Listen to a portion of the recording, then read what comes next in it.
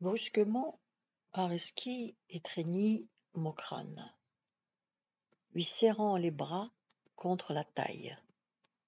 L'autre glapit, rugit, se démena comme un possédé. L'écume lui montait à la bouche, mais une étreinte de fer l'immobilisait. Arezki appuyait son menton par derrière entre les épaules de Mokrane, qui râlait de douleur. Ménech tira une corde de la camionnette et tous ensemble, ils lièrent Mokrane comme on fait d'un damné. Dès qu'il se vit ligoté, il ne dit plus rien. Ils le hissèrent sur la voiture sans qu'il offrît la moindre résistance. Il ne répondait pas quand on lui parlait. Il semblait abruti. La route était trop étroite. Il fallait faire marche arrière sur près de 400 mètres. Ils purent enfin tourner, mais ils n'allèrent pas bien loin. Quelques centaines de mètres encore, et ils butèrent de nouveau sur un éboulement qui s'était produit après leur passage. Impossible désormais d'avancer ou de reculer. Ils s'arrangèrent pour dormir pour le mieux et détachèrent Mokrane, qui avait retrouvé son calme et toute sa raison, puisqu'il recommençait même à plaisanter avec eux. Ils restèrent tous habillés et étendirent sur eux de vieux couvre-pieds, puis la grosse bâche d'Arezki. Ainsi, serrés les uns aux autres, ils avaient assez chaud, si bien que le sommeil les gagna bientôt tous. Très tôt cependant, le lendemain, ils furent réveillés par des rafales d'un vent furieux qui faisait claquer à la rompe la toile qui couvrait la camionnette. Le souffle était si fort qu'il emportait des pierres qui venaient battre violemment contre la voiture. Le froid semblait avoir augmenté, et quand ils sortirent de dessous la bâche, ils eurent la surprise de voir que la neige avait couvert le sol d'un tapis uniforme, si blanc qu'une pâle lueur s'en dégageait dans la nuit. Il fallait abandonner la camionnette et se dépêcher de rentrer à Mayo avant que la couche fût plus épaisse.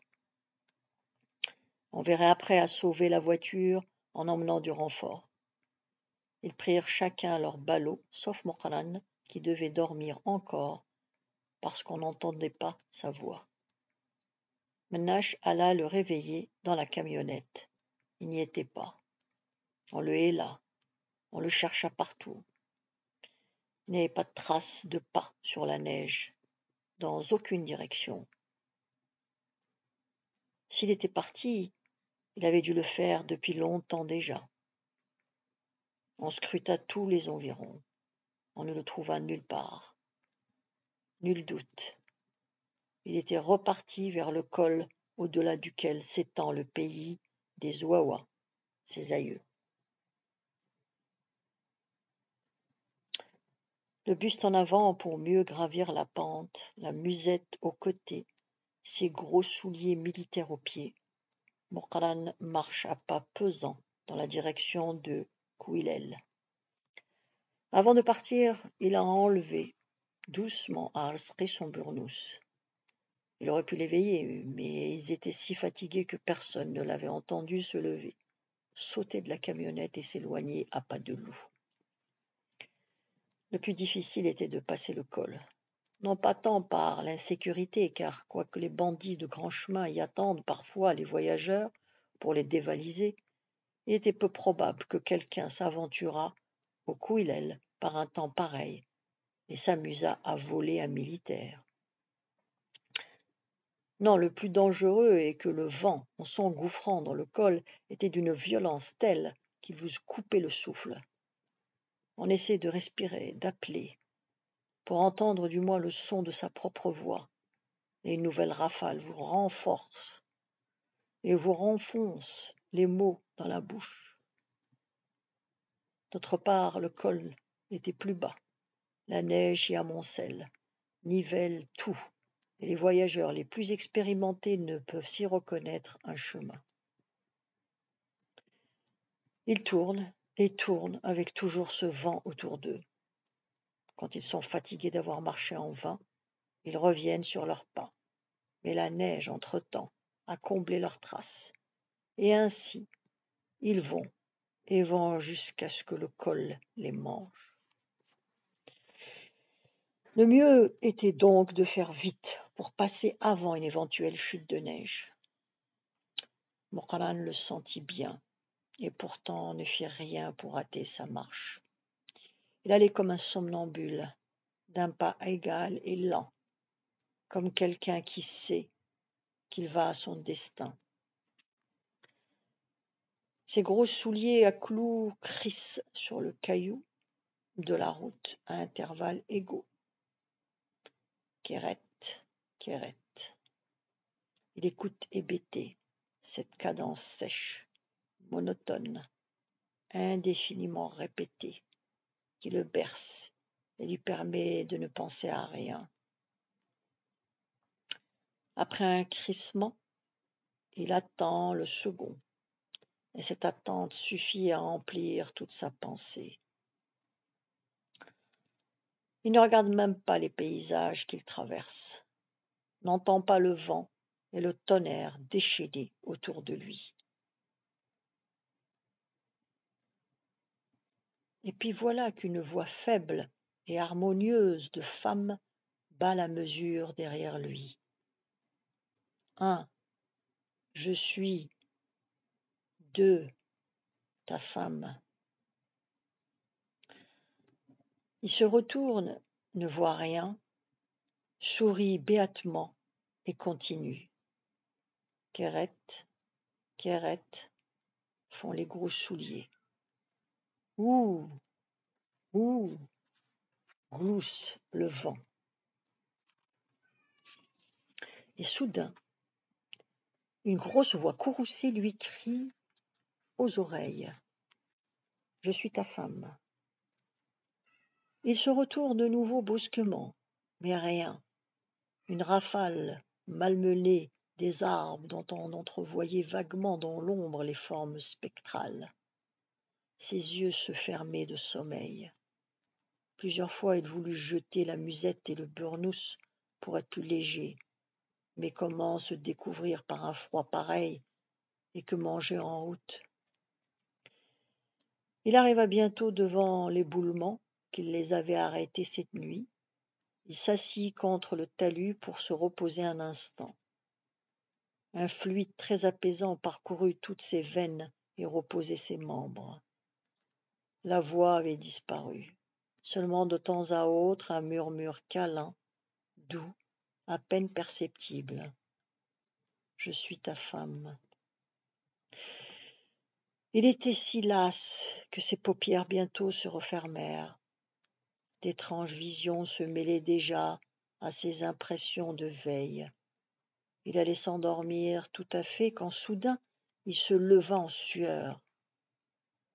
L'aube blanchissait devant lui un chaos de rocs aigus, de ravins encaissés, de falaises abruptes. Quelques arbres levés vers le ciel des branches hagardes, tourmentés par le vent. Devant lui dominant tout le reste une grande roche, déchiquetée, coupée les rafales. Il ferma les yeux pour ne pas voir, les rouvrit. Au bout du promontoire, il vit clairement une femme vêtue d'une robe très longue, tout effiloché par le bas.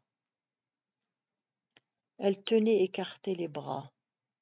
Sa bouche était grande ouverte, ses lèvres distendues, ses yeux très noirs semblaient sortir de leur orbite. Elle repliait ses doigts crochus comme des serres. Mais son aspect tout entier semblait fait pour sa voix, une voix comme Mokran n'en avait jamais entendue.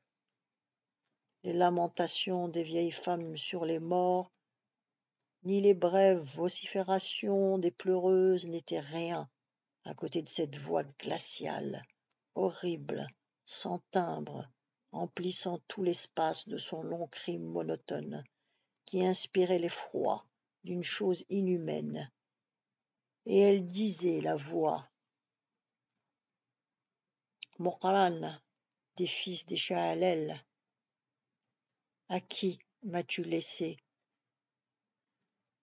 Il se leva, la poitrine oppressée, avec encore dans les yeux l'image de cette harpie hautaine, échevelée, et dans les oreilles la dernière syllabe indéfiniment prolongée de laisser. Jid. Il souffla d'aise en revenant à la réalité, regarda avec satisfaction le pic de Temgout qui dépassait par endroits sous les nuages. Il lui sut gré d'être là, d'être seul et nu, de ne rien porter, d'être dur, inaccessible, d'être resté fidèle à l'image qu'il avait toujours eue de lui depuis l'enfance. Il chercha à tâtons sa musette, la prit des 2 mains pour être bien sûr qu'il était désormais dans un monde où les choses avaient de la résistance et du poids. Il s'essuya des doigts le front, s'enveloppa dans son burnous jusqu'au cou, puis s'engagea dans l'éboulement. Il n'était pas facile de le traverser. Il enfonçait dans la boue jusqu'au mollet, ou bien en posant le pied sur une pierre, roulait avec elle de quelques mètres vers le bas. Quand enfin il arriva de l'autre côté, il distinguait déjà mieux les objets. Mais il était incroyablement las. Il résolut de se reposer encore un peu avant de reprendre sa route. Il se forçait cette fois-ci à garder les yeux ouverts pour ne plus rien voir que de réel. Mais il commençait de nouveau à s'assoupir quand la même litanie résonna à ses oreilles, cette fois courroucée. « Je suis ta femme. » Il ouvrit brusquement les yeux. Ce n'était cette fois encore que le vent qui hurlait sous son oreille dans le creux de sa musette. Mais Moqala n'en pouvait plus. Il voyait trouble. Ses idées se brouillaient. Il ne distingua bientôt plus Asie de cette femme qu'il venait de voir en rêve. Il reprit sa musette, ramassa sur la route un bâton de cèdre noueux et, pressé d'en finir, se remit à grimper. La pluie se mit à tomber, fine et régulière, mais elle cessa bientôt. La suite demain. Vous pouvez vous abonner.